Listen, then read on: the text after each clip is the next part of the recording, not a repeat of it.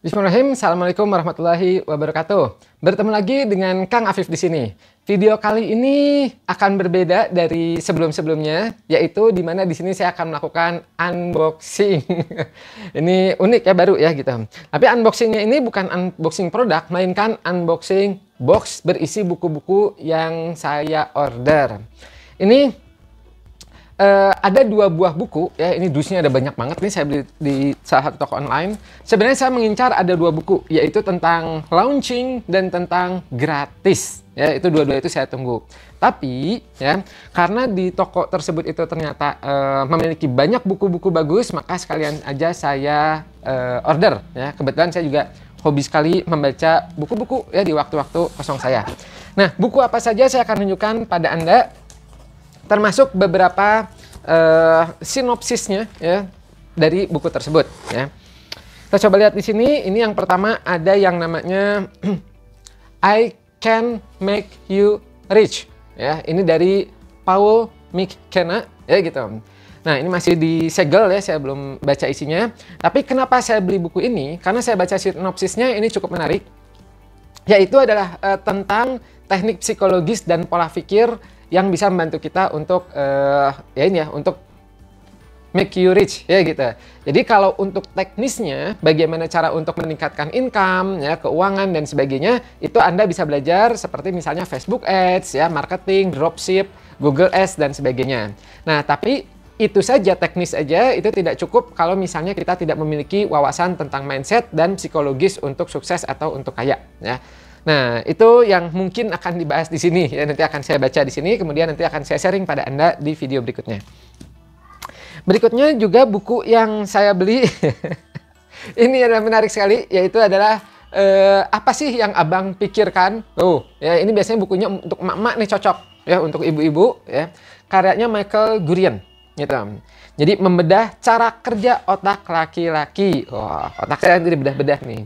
Nah, kenapa saya tertarik buku ini ya, beli buku ini, meskipun saya udah cukup banyak sekali membeli tentang perbedaan laki-laki dan perempuan, baik itu Man from Mars, Woman from Venus ya dari John Gray, udah gitu ada tentang otak pria, otak wanita dan sebagainya. Nah, ini yang membuat saya menarik karena waktu saya baca belakangnya, beliau ini didasarinya oleh meneliti literatur ilmiah dari 30 kebudayaan di semua benua selama 20 tahun terakhir ya.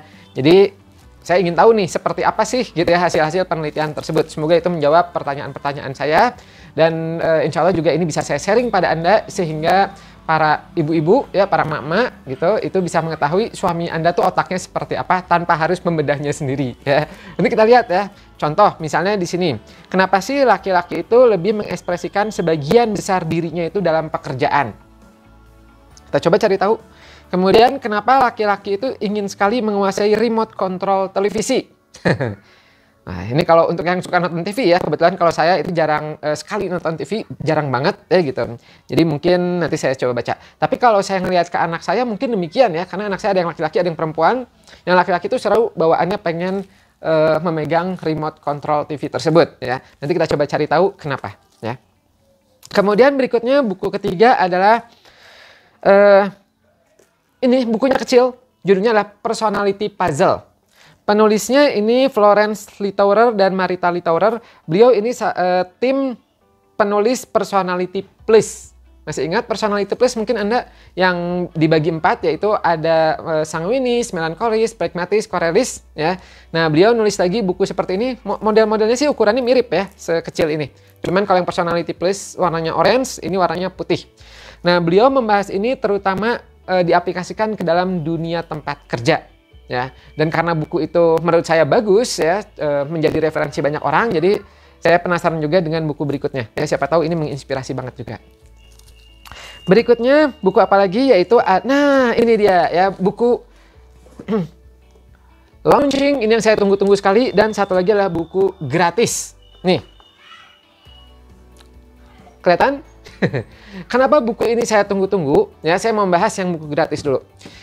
Jadi, kalau Anda perhatikan, ya, itu saat ini tuh banyak sekali yang sifatnya gratis, tapi luar biasa profitable-nya tinggi banget. Dulu, kalau kita lihat beberapa tahun silam, ya gitu, itu secara logika itu kalau mau berdagang atau jualan, itu adalah prinsipnya semakin mahal suatu produk, semakin kita menjual mahal, semakin profitnya tinggi. Ketika ada yang minta harga murah, ya kalau bisa jangan, karena rugi. Kan seperti itu, ya. Nah, tapi sejak eranya Google, Facebook, ya gitu, Instagram, banyak sekali contoh-contoh real yang bisa kita pakai, bahkan oleh perusahaan mereka sendiri, bahwa ternyata sesuatu yang sifatnya gratis itu bisa mendapatkan keuntungan yang sangat besar sekali. Terutama ketika Anda berhubungan sama database, sama data, ya. Nah, ini menarik sekali, ya, buku ini. Dan beberapa sudah saya coba aplikasikan, dan buat saya pribadi sih impact-nya tuh bener-bener ya. Jadi kayak misalnya bener-bener luar biasa. Contoh misalnya untuk grafologi, ya. Siapa sih lebih banyak mana sih orang yang tahu grafologi atau yang tidak tahu? Kebanyakan yang tidak tahu, ya. Maka di situ kami memberikan materi grafologi, pelatihan grafologi, e-course grafologi selama 7 hari gratis. Ya, ini ada linknya di sini ya. Kalau Anda mau silahkan. Gratis di situ. Nah, impact-nya apa? Impact-nya dari situ mereka tahu grafologi, kita punya database-nya, dan setelah itu akan relatif lebih mudah untuk menjual produk grafologi kita ke mereka. Contoh lagi adalah yang kedua, yaitu adalah yang akan saya launching sebentar lagi. Makanya saya tertarik dengan buku launching ini, ya. Saya baca dulu ya. Kalau ini tadi dari Chris Anderson, ya. Ini judulnya gratis tapi bukunya bayar, nggak gratis. Kemudian kalau ini launching, ya, itu dari Simon Jonathan. Nah, ini saya baca depannya, ya. Siapa bilang 95% peluncuran produk baru berakhir dengan kegagalan? Ayo, siapa yang bilang kayak gitu? Simak sharing tokoh-tokoh dalam buku ini, mereka bilang tidak. Wah, saya penasaran nih, ya. Jadi, kenapa saya tertarik buku ini adalah gini. Ketika kita punya produk, ketika Anda punya produk apapun itu, ya, mau bikin produk baru, maka saran saya bikinlah event launching. Ya gitu, itu penting banget, dan secara penjualan tuh bisa grafiknya bisa tinggi banget ya di hari launching. Kemudian kalau bisa bikin kedua dan bikin ketiga untuk grafiknya, itu ada metodenya ya, biasanya dengan deadline ya gitu. Ayo nanti promo habis. Nah, itu biasanya nanti pembeli akan melonjak lagi tuh, seperti itu.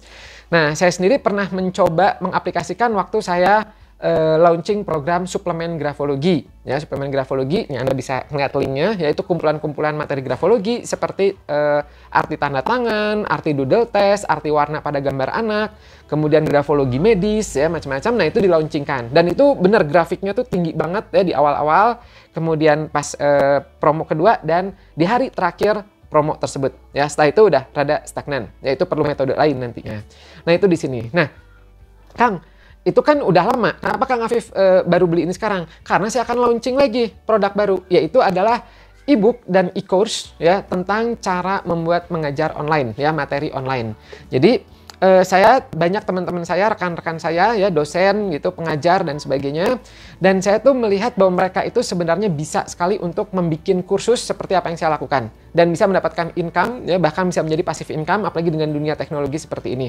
Begitu juga dengan Anda ya, bisa jadi Anda itu juga punya ilmu, misalnya ilmu matematika, ilmu psikologi, ilmu pendidikan, ilmu apapun itu bisa Anda ubah menjadi e-course, menjadi kursus ya, dan itu bisa menjadi passive income buat Anda. Nah, itulah yang akan saya launchingkan. Ada e-booknya dan ada e-course-nya. E-booknya berbayar atau gratis? Jawabannya adalah gratis, dan di situ aja insya Allah udah memberi wawasan banget buat Anda ya. Anda yang mau e-booknya silakan Anda di sini ya linknya, kangafif.com/gratis atau kangafif.com/e-book ya, e-book itu sama aja ya. Anda silakan download, dan itu Anda bisa mempelajari betapa peluang mengajar online di tahun-tahun ini dan ke depannya, masa depan itu tinggi sekali ya. Gitu ya. Nih, doain ya bisa lancar, dan insya Allah Anda mendapatkan manfaatnya. Nanti akan saya sharing juga hasil dari buku-buku ini seperti apa. Berikutnya bukunya adalah ini dia, Generasi X, Y, dan Zoomer. Jadi 101 tips mengelola generasi X, Y, dan Zoomers di tempat kerja. Ini karyanya Sheryl Crane. Sebenarnya ini buku lama ya, saya pernah ngeliat juga beberapa kali ini, bahkan pernah baca beberapa di isinya ya gitu. Ini terbitan 2014 ya. Lantas kenapa Kang Afif kok beli ini ya? Karena ini ada sesuatu yang membuat saya itu terkesima, yaitu pas saya baca belakangnya ya. Jadi di terjemahannya itu nulisnya kayak gini. Ini kan ditulis 2014. Dia nulis seperti ini. Bayangkan tahun 2020. Sekarang 2020 ya. Bagaimana bentuk bisnis pada tahun itu? Ya, apa yang perusahaan harus lakukan agar tetap kompetitif? Ya, apa yang perusahaan harus ubah untuk menarik dan mempertahankan orang-orang yang terbaik di setiap generasinya? Wah, ya dan sebagainya itu di sini. Jadi saya penasaran. Dan yang membuat saya lebih terkesima lagi adalah di sini nulisnya bukan generasi X, Y, dan Z, tapi X, Y, dan Zoomers. Ya, saya jadi kepikiran di 2020 ini kan ini sekarang hampir semua familiar dengan Zoom, ya aplikasi Zoom, belajar Zoom, ini Zoom, ya gitu.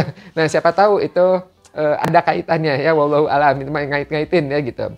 Nah meskipun untuk yang lahir sekarang ini bukan generasi Z ya gitu. Z itu sampai 2015 kemarin ya. Jadi generasi sekarang ini udah masuk generasi Alpha ya, milenium ya. Alpha ya, Zoomers ini termasuk milenium. Nah ini Alpha nih, lebih milenium lagi. Gitu ya, ini penasaran juga, nanti saya sharing juga pada Anda. Berikutnya apalagi di sini ada The Power of Wisdom bukunya. Ya, seperti ini The Power of Wisdom.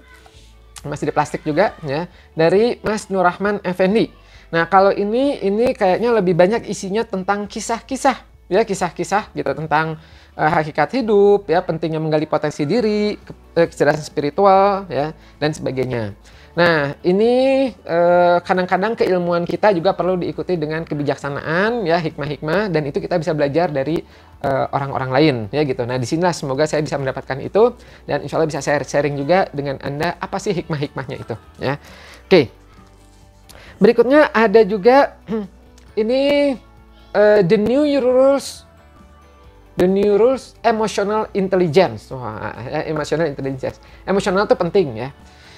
Apalagi kecerdasan emosional. Apa aja di sini ini kurang lebih tentang motivasi diri sendiri ya, dongkrak kepercayaan diri ya, membangun hubungan efektif, mempengaruhi orang lain, seperti itu ya. Ini meskipun saya latar belakang psikologi, tapi tetap saya suka sekali menambah wawasan-wawasan seperti ini ya. Emotional intelligence ya, bahkan IQ dan sebagainya. Ini nanti saya coba lihat, karena kayaknya ini bukunya buku praktik ya, buku aplikatif banget gitu. Jadi biasanya kalau buku-buku tipis seperti ini suka banyak contoh-contoh aplikatifnya ya, dan itu memudahkan untuk dicerna ya. Oke, nanti kita lihat dan kita bahas. Berikutnya ini ada dua buku, ini dua-duanya berhubungan sama jualan. Yang satu psikologi penjualan, cara dan langkah efektif mempengaruhi dengan komunikasi hipnotis, dari Mas Anton Tan ya. Ini kalau dulu saya kuliah ada pelajaran namanya psikologi marketing, ada ya gitu, psikologi konsumen juga ada ya. Jadi bagaimana mengetahui konsumen, psikologi konsumen supaya lebih meningkatkan penjualan kita ya. Nah, ini tampaknya ini masih berhubungan ya. Nanti saya coba baca seperti apa ya. Siapa tahu bisa nginget saya lagi ke materi kuliah zaman dulu. Ini kalau saya baca, ini yang memberi komennya Mas Kirdi ya, ini teman saya juga ini ya, Mas Kirdi Putra ya, ahli sains hipnotis, beliau juga di micro expression ya. Oke, nanti saya bahas. Kemudian kalau yang satu lagi ini kecerdasan menjual dari Mas Rezi A. Soripada. Kuasai kecerdasan untuk memahami masalah pelanggan yang menghambat mereka dalam memutuskan sebuah pembelian. Oh iya ya. Jadi kalau ini kurang lebih itu kadang-kadang pembeli itu tidak ngelihat barang langsung beli, itu enggak ya, banyak pertimbangannya. Apakah perlu ngelihat beberapa kali dulu, ngecek dulu ya, ada ketakutan misalnya, wah ini gampang rusak nggak, atau misalnya ada garansi nggak dan sebagainya. Nah, memang kalau dalam ketika Anda belajar bagaimana cara menjual suatu produk, itu banyak sekali yang perlu dipertimbangkan. Salah satunya adalah hambatan-hambatan dari apa sih yang ditakutkan oleh konsumen ya gitu. Nah, di sini kecerdasan menjual kayaknya akan membahas itu ya. Nanti akan saya coba cek isinya apa ya. Nanti saya sharing pada Anda poin-poinnya apa saja ya. Siapa tahu ini bisa direkomendasikan nih ya. Berikutnya ada dua buku lagi. Yang satu adalah 50 trik membaca pikiran. Ini dari Mbak Fitria Zelvis. Ini buku-buku instan ya, buku instan di toko buku ini suka banyak ya. Saya sekali lagi meskipun latar belakang saya psikologi dan perlu melakukan tes dan sebagainya untuk mengetahui karakter orang ya, tapi tetap saja saya tidak menutup mata dengan buku-buku instan yang ada di toko buku ya. Jadi kalau kita di sini 50 trik membaca pikiran langsung bisa. Nah, biasanya ini memang cukup banyak yang instan-instannya. Ini artinya apa? Ini artinya apa? Ini artinya apa? Ya. Nah, Kang Afif kenapa baca buku itu? Ya, supaya saya itu ngikutin perkembangan. Ada apa sih di toko buku? Ya, apa sih yang kemungkinan dibaca sama orang-orang gitu. Dan kemudian kalaupun misalnya mereka itu nanya sesuatu, insya Allah bisa saya jawab. Ya. Ini kita lihat ya, mengetahui sifat lawan jenis. Mengenal orang berdasarkan nama. Apakah arti nama? Sibli Afifi. Membaca lewat sidik jari. Kemudian apa nih? Bentuk rambut, bibir, gigi, bentuk wajah. Baca kata lewat gerakan mata, hasil tulisan dan tanda tangan. Wih, ada grafologinya juga di sini. Nanti kita coba lihat ya, saya mau lihat menjadi penasaran. Bagaimana arti interpretasi hasil tulisan dan tanda tangan menurut buku ini ya. Kemudian ada juga tengkorak apa dan sebagainya. Ya, ini untuk nambah-nambah aja ya. Namanya juga buku instan ini ya. Oke, ya. Nah, sekarang kita masuk ke buku terakhir. Buku terakhir ini cukup banyak, ada 28 seri. Dan buku ini sudah saya nanti-nantikan sejak 20 tahun yang lalu lebih. Ya, 21-22 tahun yang lalu. Jadi sedikit cerita ya, apa buku ini. Jadi waktu 22 tahun yang lalu itu saya masih SMA. Ya, dan buku ini itu termasuk salah satu yang dibikin filmnya. Ya, dan diadakannya itu, disiarkan di TV itu setiap jam 3 sore. Nah, permasalahannya waktu itu saya sekolahnya siang, jam 12 sampai jam 5. Istirahat jam 3, cuman kadang-kadang gurunya itu suka telat, jam 3 lebih 10, jam 3 lebih 15. Nah, itu jam 3 tuh saya sama sahabat saya, ya Edo namanya, itu Zedo dulu dipanggilnya. Itu tuh seneng banget sama film ini. Ya, jadi kita gimana caranya jam 3 tuh udah bisa keluar dan lari ke perpustakaan. Karena satu-satunya TV di sekolah saya waktu itu yang bisa kita ikut nimbrung adalah di perpustakaan. Ya, dan kebetulan yang jaganya baik, jadi ikut dong nonton ya gitu. Gitu. Ya. Nah, saya pengen banget buku ini sebenarnya sudah sejak dulu ya, cuman mungkin baru kesempatan dan baru jodohnya saat ini, dan kebetulan ada di toko tersebut ya gitu. Nah, lengkap lagi. Buku apakah itu? Jawabannya adalah ini dia. Samurai X. Anda mungkin kalau angkatan-angkatan saya mungkin tahu ya tentang serial ini. Mungkin Anda ada juga yang tahu tentang suka dengan Samurai X. Mungkin bisa like ya di bawah. Kita senasib berarti. Nah, kenapa Kang Afif suka ini? Karena ini bukunya, serialnya tuh lucu. Juga ada kerennya ya, ada actionsnya, ada muatan hikmahnya tuh tinggi banget menurut saya. Ya gitu, benar-benar rendah hatinya tuh luar biasa, tapi tetap menjaga harga diri ya. Kemudian dia sangat siap untuk membantu ya, dan dia akhirnya membentuk keluarga baru yang sangat menurut saya unik ya gitu. Meskipun beda-beda karakternya, tapi dia bisa menyatukan keluarga yang luar biasa. Dan mungkin karena karakter saya juga family man, mungkin ya seneng sekali dengan kekeluargaan, maka mungkin nyambung sama tokoh ini gitu. Nah, ini nama tokohnya masih ingat siapa? Siapa coba? Namanya Kenshin Himura ya gitu. Dan dulu waktu saya sekolah ya gitu, itu tertarik sama ini, bahkan sampai kuliah pun saya mencoba mengikuti seperti beliau. Dulu kan masih musim-musimnya remaja tuh imitasi ya. Saya mengalami hal itu juga, melewati kepribadian tersebut. Wah, rambut gondrong ya gitu. Diikatnya modelnya seperti ini. Tasnya kalau bisa ya ada tas-tas yang model samurai-samuraian kayak gitulah ya, di ransel kayak gitu. Tapi nggak bertahan lama ya, karena ternyata nggak cocok. Oke, sampai sini dulu ya tentang unboxingnya. Insya Allah nanti saya baca satu-satu dan saya akan coba sharing pada Anda. Nah, kalau dari Anda ya, menurut Anda buku mana yang menurut Anda itu menarik ya, dan juga kalau misalnya Anda punya saran atau rekomendasi buat saya, Kang Afif kayaknya buku ini bagus buat Kang Afif, silahkan baca dan boleh dibahas di sini gitu. Itu sampaikan di kolom komen ya gitu. Insya Allah nanti saya coba pertimbangkan. Saya suka makan buku gitu, banyak sekali buku ya. Juga kemarin dapat 2 nih ya, satu dari Bunda Erina ya tentang kisah-kisah positif. Satu lagi dari om saya sendiri ya, ini tentang cermin 65 tahun autobiografi ya gitu. Itu dibaca dan menarik-menarik ya, baca kisah orang itu menarik juga. Oke, sampai sini semoga bermanfaat. Jangan lupa pencet subscribe dan loncengnya supaya Anda dapat update buku-buku terbaru ya, dan juga di channel ini saya juga suka sharing tentang psikologi, motivasi diri, grafologi, dan berbagai informasi-informasi yang pasti menambah wawasan Anda ya. Oke, sampai jumpa di video berikutnya. Bye-bye.